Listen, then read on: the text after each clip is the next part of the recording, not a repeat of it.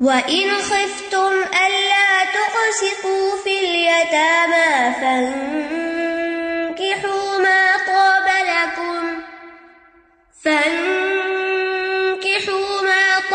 لَكُم مِّنَ النِّسَاءِ مَثْنَىٰ وَثُلَاثَ وَرُبَاعَ فَإِنْ خِفْتُمْ أَلَّا تَعْدِلُوا فَوَاحِدَةً أَوْ مَا مَلَكَتْ أَيْمَانُكُمْ ذَلِكَ أَدْنَىٰ أَلَّا تَعُولُوا۔ اور اگر تمہیں خوف ہو کہ تم یتیم لڑکیوں سے انصاف نہ کر سکو گے تو دوسری عورتوں میں سے جو تمہیں پسند آئیں 2 اور 3 اور 4 سے نکاح کر لو۔ پھر اگر تمہیں ڈر ہو کہ تم عدل نہ کر سکو گے تو ایک ہی کافی ہے، یا تمہارے دائیں ہاتھ جن کے مالک ہوئے یعنی لونڈیاں، یہ زیادہ قریب ہے کہ تم ایک کی طرف نہ جھک جاؤ۔ وَإِنْ خِفْتُمْ أَلَّا تُقْسِطُوا فِي الْيَتَامَى، یہاں یتیم بچیوں کے اولیاء کو خطاب ہے جو ان کے ذمہ دار ہے، یعنی اگر تمہیں ڈر ہو کہ ان یتیم بچیوں کے ساتھ نکاح کر کے ان کے ساتھ انصاف کا معاملہ نہ کر سکو گے، مہر کم دو گے یا ان کے ساتھ اچھا برتاؤ نہ کر سکو گے، تو ان کے علاوہ دوسری بچیوں سے شادی کرو، اور اس میں زیادہ تر میکسیمم کہاں تک جا سکتے ہو؟ 4 تک۔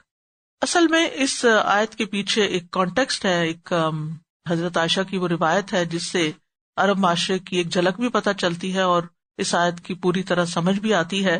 عروہ بن زبیر جو حضرت عائشہ کے بھانجے ہیں، وہ کہتے ہیں کہ انہوں نے حضرت عائشہ سے اس آیت کا مطلب سمجھا کہ اس کا کیا مطلب ہے، تو عائشہ رضی اللہ عنہا نے فرمایا، اے میرے بھانجے، اس سے مراد وہ یتیم لڑکی ہے جو اپنے سرپرست کی زیر کفالت ہوتی، وہ اس کے مال میں بھی شریک ہوتی، پھر اس سرپرست کو اس کا مال اور جمال پسند آ جاتا تو اس سے نکاح کر لیتا، لیکن مہر دینے کی بابت اس کی نیت بدلی ہوئی ہوتی، یعنی وہ اسے اتنا مہر نہ دیتا جو اس لڑکی کو کسی دوسرے مرد سے مل سکتا تھا۔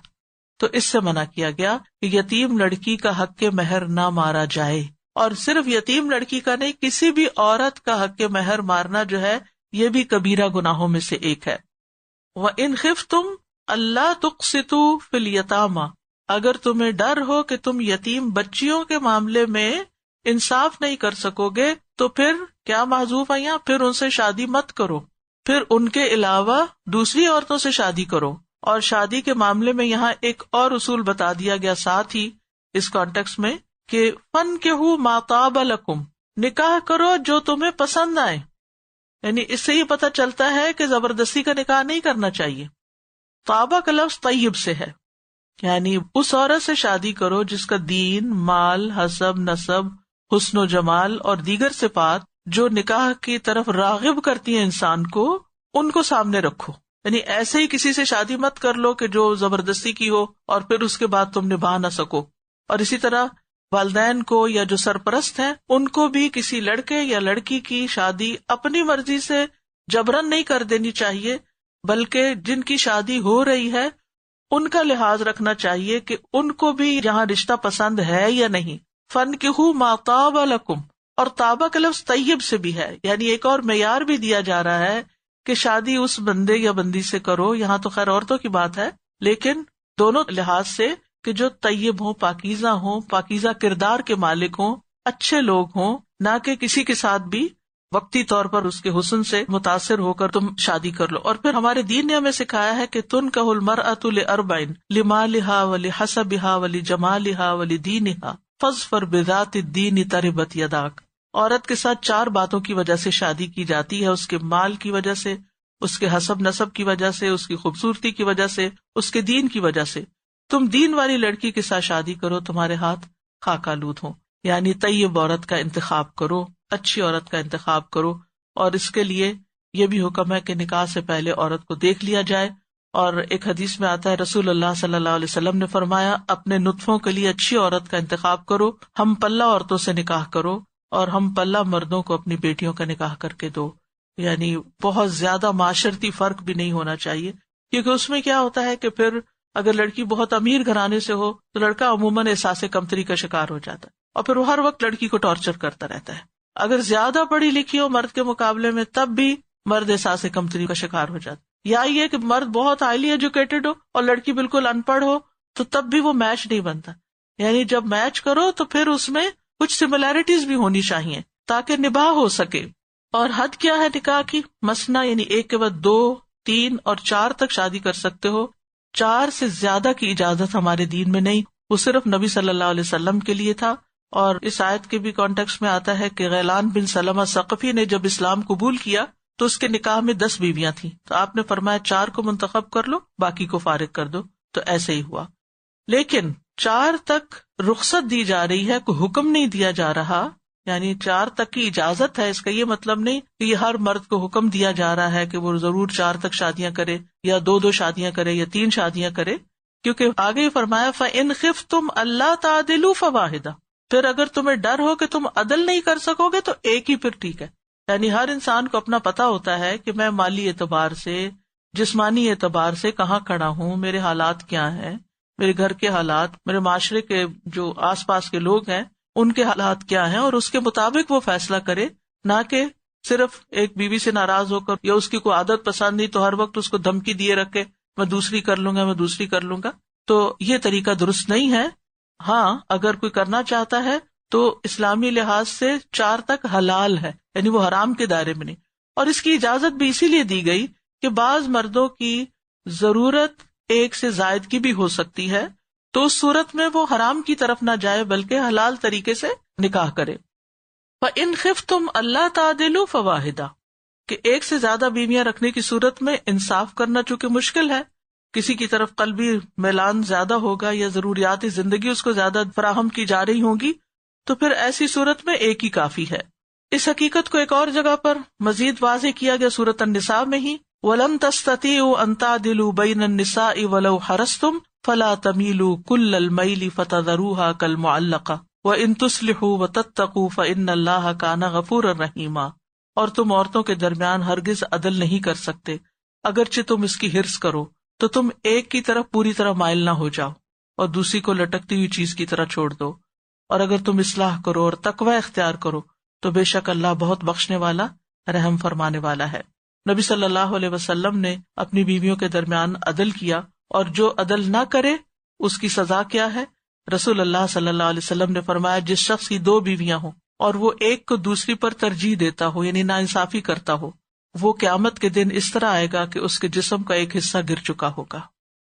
او ما ملکت ایمانکم, یا پھر جن کے تمہارے دائیں ہاتھ مالک ہیں, یعنی تم لونڈیوں پر اکتفا کر لو, کیونکہ لونڈیوں کے درمیان باری تقسیم کرنا یا عدل کرنا فرض نہیں ہے.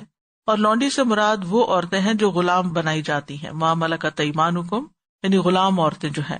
اور غلام عورتوں کے لیے عقد نکاح کی ضرورت نہیں ہوتی, صرف ان کی غلامی ہی جس کے حصے میں وہ آئے وہی ان کا, یعنی جو ولی الامر تقسیم کرتا ہے جب کسی اسلامی جنگ کی شکل میں جب عورتیں آتی ہیں تو اس صورت میں وہ جس کو دی جاتی ہیں وہ ان کا مالک ہو جاتا ہے, ان کے دائیں ہاتھ ان کے مالک ہو جاتے ہیں.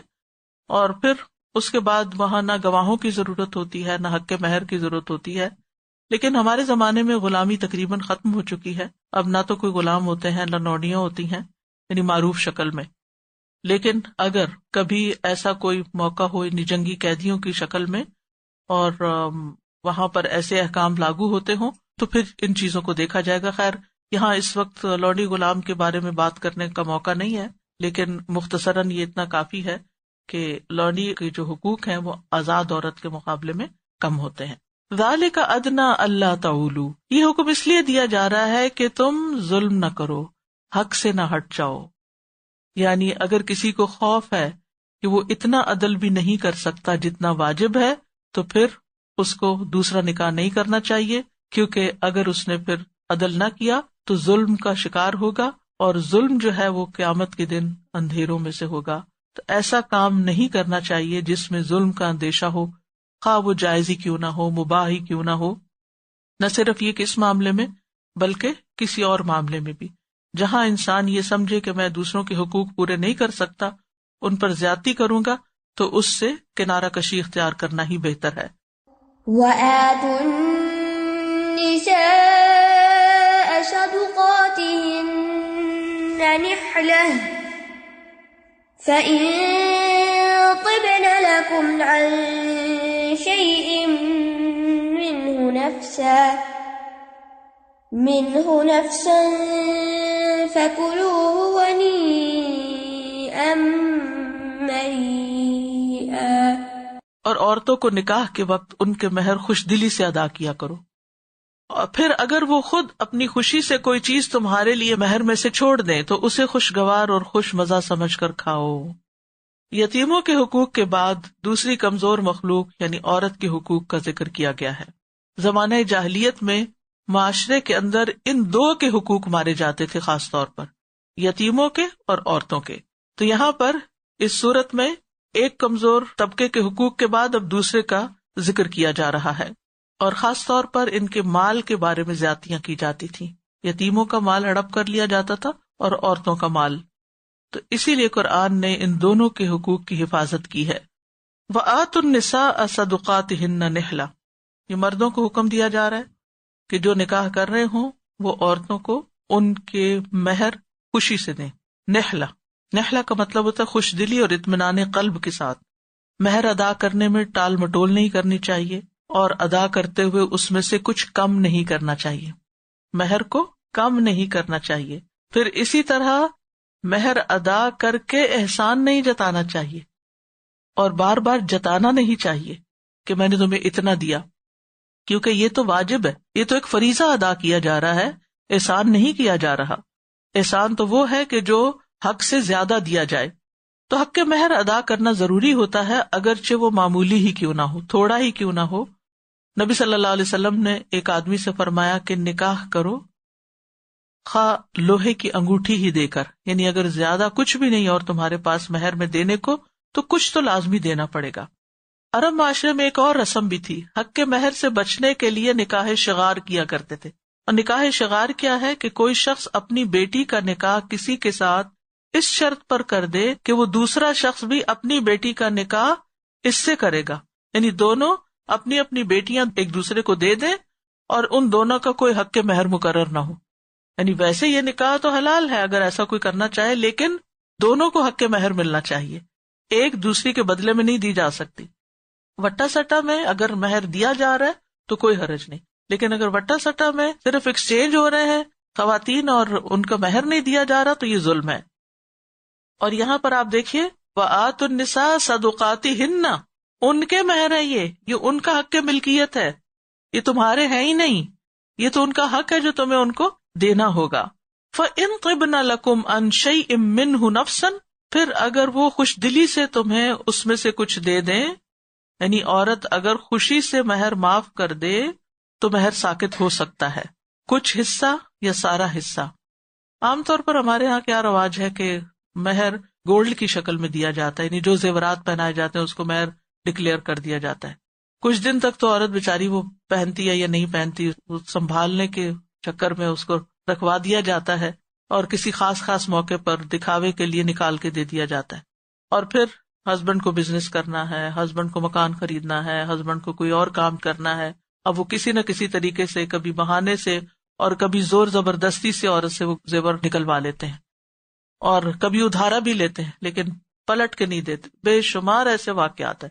تو یہ بہت بڑا ظلم اور زیادتی ہے کہ عورت کا مہر جو اس کی اپنی ملکیت ہے وہ جو چاہے کرے، وہ چاہے شوہر کو دوبارہ دے دے اپنی خوشی سے، لیکن خوشی سے، زبردستی نہیں، جبرن نہیں.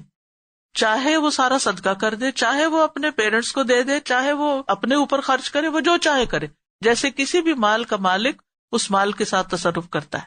لیکن شوہر اس کو اپنا حق نہ سمجھے کہ یہ میرا ہے.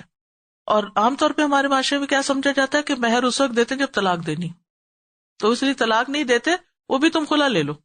ہم نہیں طلاق دیتے، خلا لے لو، کیونکہ طلاق میں تو پھر مہر واپس کرنا ہوگا. اور اسی طرح دھوکہ دے کر بھی معاف نہیں کروانا چاہیے. یعنی اچھا میں ایک بات کہوں مانو گی، اور وہ کیا ہے، یعنی جو مہر میں نے تمہیں دیا تھا وہ مجھے واپس کر دو. تو اس قسم کے فراڈ نہیں کرنے چاہیے، یہ عورت کا حق ہے. اور اگر جو نہیں دے گا اس کو کیا کہا گیا ہے، حق کے مہر کا ارادہ نہ رکھنے والا زانی ہے.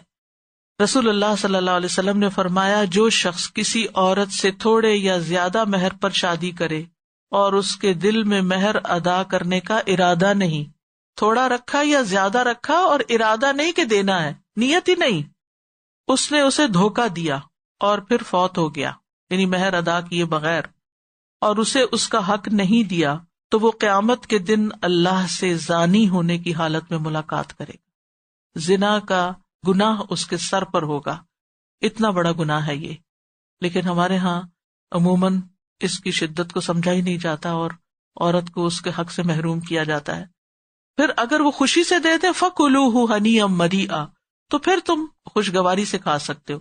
یعنی بعض اوقات عورت ویسے تو نرم دلی ہوتی ہے، اور جو عورت خامن سے زیادہ محبت کرتی ہو وہ عموماً پھر اپنی محبت کو اس طرح ثابت کرنا چاہتی ہے کہ جو مجھے تم نے دیا ہے تم لے لو، یا یہاں ضرورت ہے وہاں ضرورت ہے، یہ بھی لے لو وہ بھی لے لو، حتیٰ کہ مہر کے علاوہ بھی اگر اس کے پاس کوئی مال ہے تو وہ بھی لا کے اس کے قدموں میں رکھ دیتی ہے. عموماً ہمارے ہاں اسی قسم کی مثالیں ملتی ہیں.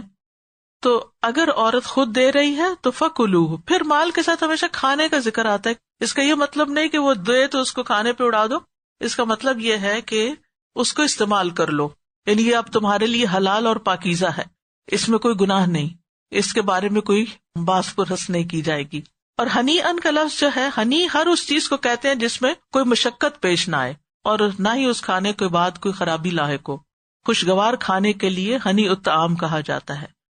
اور ہنا کا لغوی معنی ہوتا ہے کسی خیر کا بغیر مشقت کے حاصل ہونا. ہنا نام بھی رکھا جاتا ہے، ہنا ہنی بھی نام رکھا جاتا ہے. اور مریعہ کا معنی ہوتا ہے ایسا کھانا جس سے بیمار نہ ہو انسان، جس میں کوئی بیماری نہ ہو، یعنی اس چیز کو کہتے ہیں جس کا انجام اچھا ہو. امرا الطعام کہتے ہیں اس وقت جب کھانا ہضم ہو جائے اور اس کا انجام اچھا ہو. دونوں چیزوں سے، یعنی لینے میں خوشی بھی ہو اور پھر لے کر اس کا انجام بھی اچھا ہو. یہ نہ کہ عورت کل پھر دوبارہ مانگ بیٹھے یا تو کوئی تانا دے. یعنی حالات کی مناسبت سے اس بات کا فیصلہ کرو.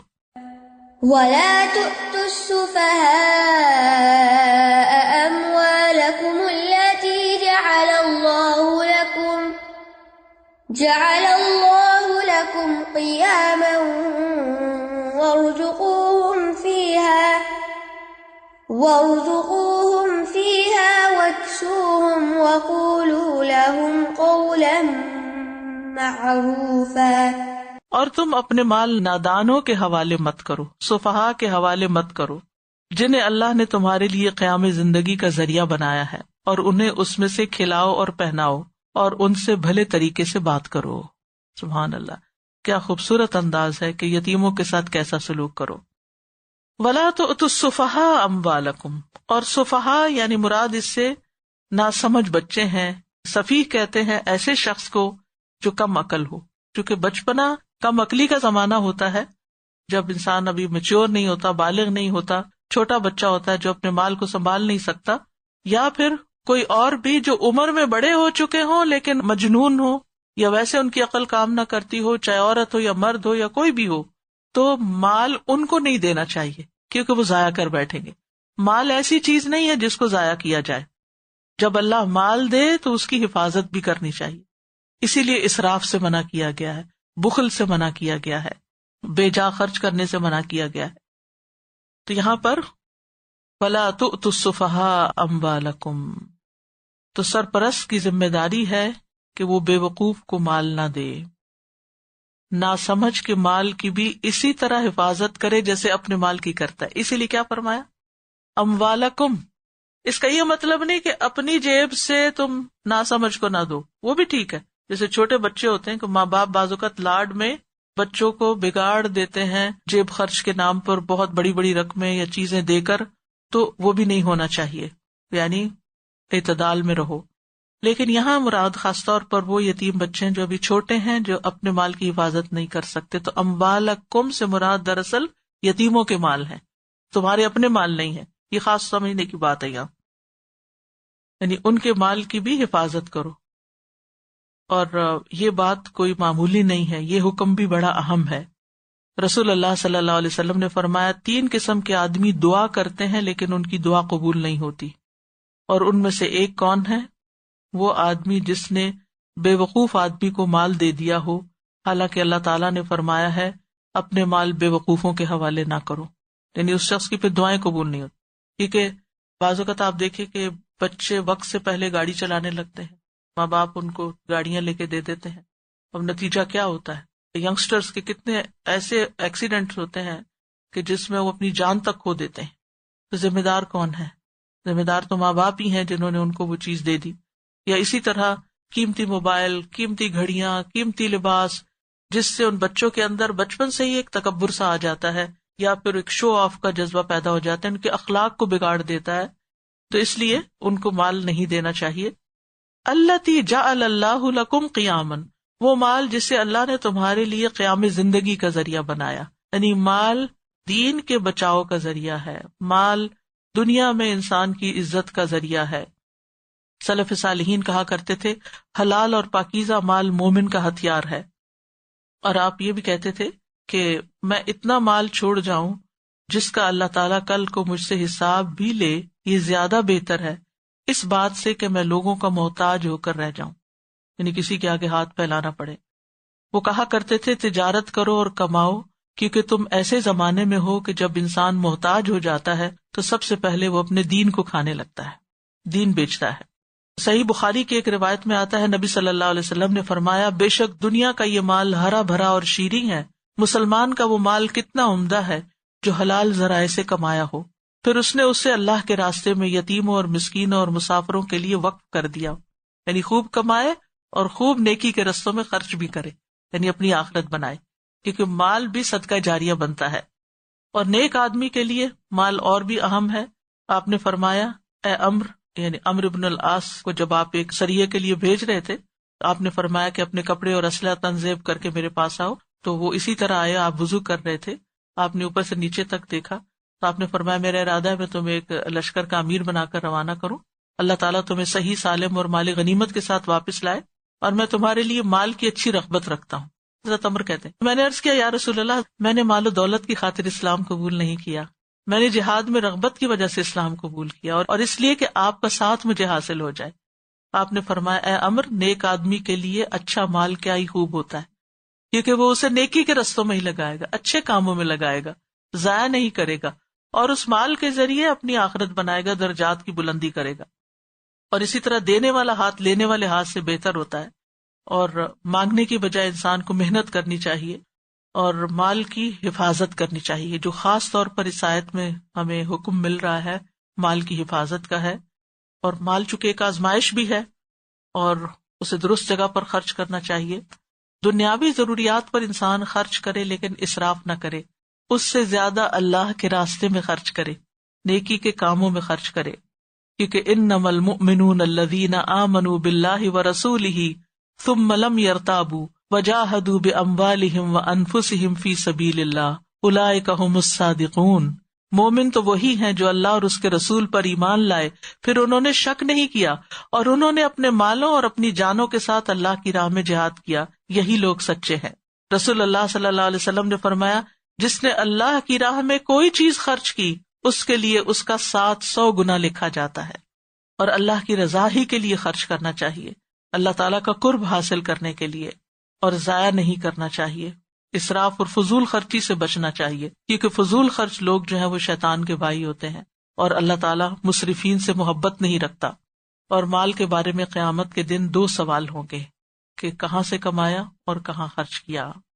وَارْزُقُوهُمْ فِيهَا، اور انہیں اس میں سے رزق دو، یعنی ان اموال کو ان کے کھانے پینے میں خرچ کرو، ان کے لباس اور ان کی ضروریات پر خرچ کرو، یعنی ان کی تعلیم پر خرچ کرو، جو بھی ان کی ضروریات ہیں.